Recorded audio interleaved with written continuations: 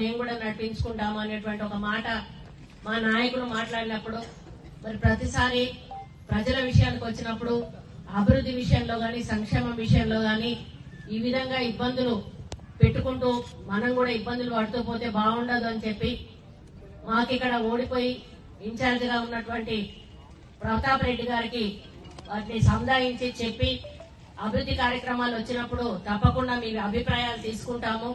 మరి ఏదైతే ప్రభుత్వ కార్యక్రమాలు అధికారిక కార్యక్రమాలు ఉంటాయో వాటిని సాఫీగా నడిచే కార్యక్రమం చేద్దాము అని చెప్పి మరి ఇక నుంచి ఇక్కడ ఏ అభివృద్ధి సంక్షేమ కార్యక్రమాలు జరిగినా కూడా ఎటువంటి ఇబ్బంది లేకుండా సాఫీగా ముందుకు పోయే విధంగా చేయడం జరుగుతుందని ఈ సందర్భంగా ఈ వేదిక మీద నుంచి తెలియజేస్తా ఉన్నాను.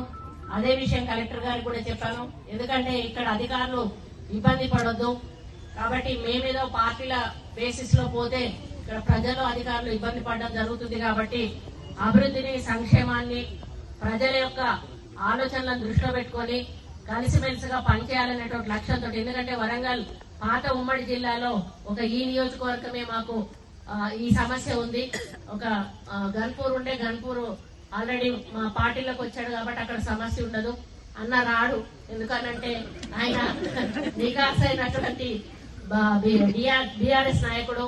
కానీ ఈ సమస్య రావద్దని మరి అన్న మీద కూడా నాకు, ఎందుకంటే నేను కూడా అందులో పనిచేసినప్పుడు ఒక వ్యక్తిత్వం, మనిషి వ్యక్తిత్వం ఏంటో తెలుసు. ఆయన ఎటువంటి అంటే అజాత శత్రువులు అంటాడు, నిమ్మలంగా పోయేటోడు, కొట్లాడేటోడు కాదు. ఆయన కొట్లాడేటోడు అయితే నేను కూడా కొట్లాడ పెట్టుకుందామనే చూసేదాన్ని.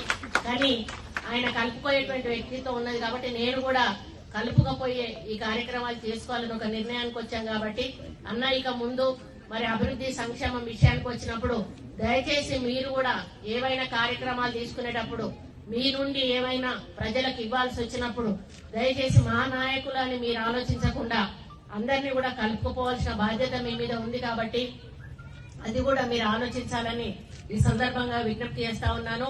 మరి కళ్యాణ లక్ష్మి చెక్కులను